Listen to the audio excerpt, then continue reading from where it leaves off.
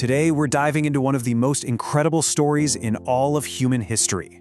We're talking about a massive, super advanced Bronze Age civilization that was on top of the world for 1,000 years, building these huge, sprawling cities, and then it's like they just vanished.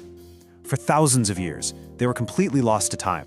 So, take a look at this face. This little statue is known as the Priest King, and it's one of the only real clues we have to the people who ran a civilization that was bigger than ancient Egypt and Mesopotamia combined. So you gotta wonder, who was this guy? What did he rule over? These are the exact questions that have been driving archaeologists nuts ever since this lost world was founded. Okay, to really get a handle on their story, you have to look at their timeline. We're talking about a huge stretch of time here. You can see they started out with early settlements, then hit this incredible peak of sophistication for about 700 years, and then things started to wind down. So yeah, this wasn't some flash in the pan. This was an ancient, stable, and very successful world. And get this, for thousands of years, all of it just buried, hidden under layers of sand and dirt. It wasn't until the 1920s when archaeologists like Dayaram Sani and R.D. Banerjee were digging around sites like Harappa and Mohenjo-Daro that they realized they hadn't just found some old ruins. They had hit the historical jackpot. They'd found an entire forgotten civilization. And calling it monumental doesn't even do it justice. I mean, just look at this map for a second. The Indus Valley Civilization wasn't just a handful of towns. It was a massive network of hundreds of settlements that stretched all the way from the Himalayas down to the Arabian Sea. There's no question about it. This was a true mega-civilization. So what's the big deal? What made them so special? Well, if you ask me, their most incredible achievement has to be their cities. And oh man, these weren't just random collections of mud huts. They were total masterpieces of urban planning, way ahead of anything else happening in the world at the time.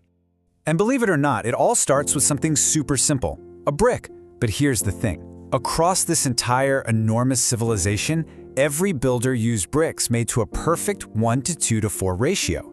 Now stop and think about what that really means. From one end of their territory to the other, everyone was on the exact same page. That doesn't happen by accident. That tells you this society was incredibly organized, probably had a central government, and really understood their math. And if you want to see what that kind of precision can build, just look at this.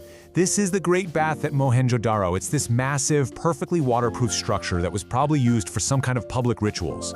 It's so well built that even after 4,500 years, the engineering is just mind-blowing. But wait, it gets even crazier. Their cities were laid out in a perfect grid, with streets crossing at perfect 90-degree angles. They had sophisticated covered sewer systems.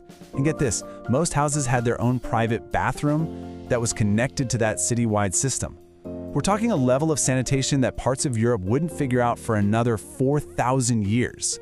It's just wild. Okay, but here's the cool part. This wasn't some cookie-cutter civilization where every city was the same. Nope, they all shared that brilliant planning, but each city had its own vibe, its own specialty. You had Mohenjo-Daro, the big urban hub with its great bath. Then there's Dholavira, where they were absolute geniuses with water management. And you go down to the coast and you find Lothal, a bustling port city with its own massive dockyard built from brick. All right, so we've talked about these amazing cities, but what about the people? What was life actually like for them? Well, if we start piecing together all the little clues they left behind, we can get a pretty fascinating picture. So the foundation for everything, of course, was farming.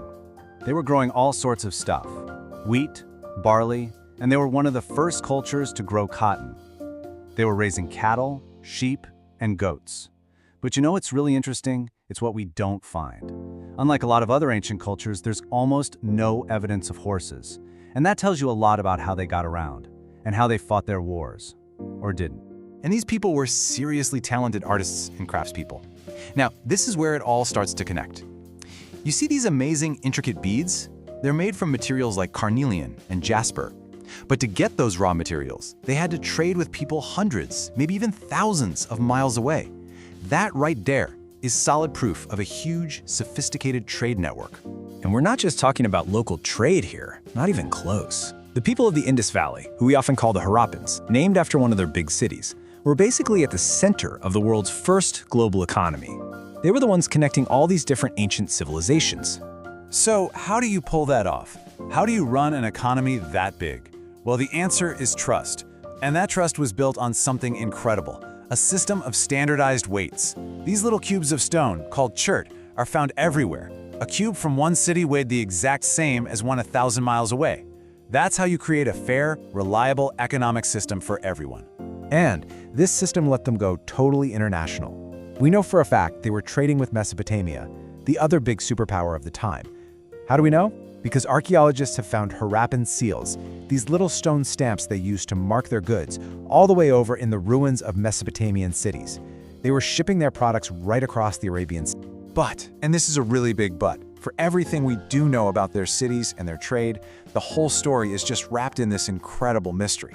There are these giant, frustrating holes in our knowledge that, honestly, we might never be able to fill. I mean, we have their cities, we have their pottery, their tools, even their skeletons. So what's the missing piece of the puzzle? What's the one thing holding us back from really truly knowing who these people were?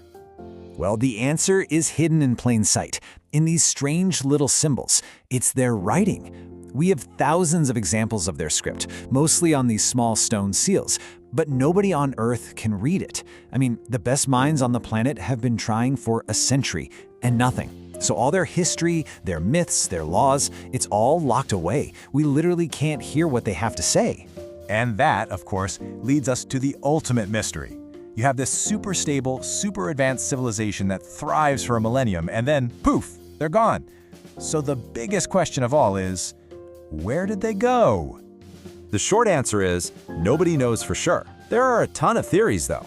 Maybe it was climate change. You know, the rivers they depended on dried up or changed course. Could have been massive floods, or maybe they cut down too many trees. Some people even think they were invaded.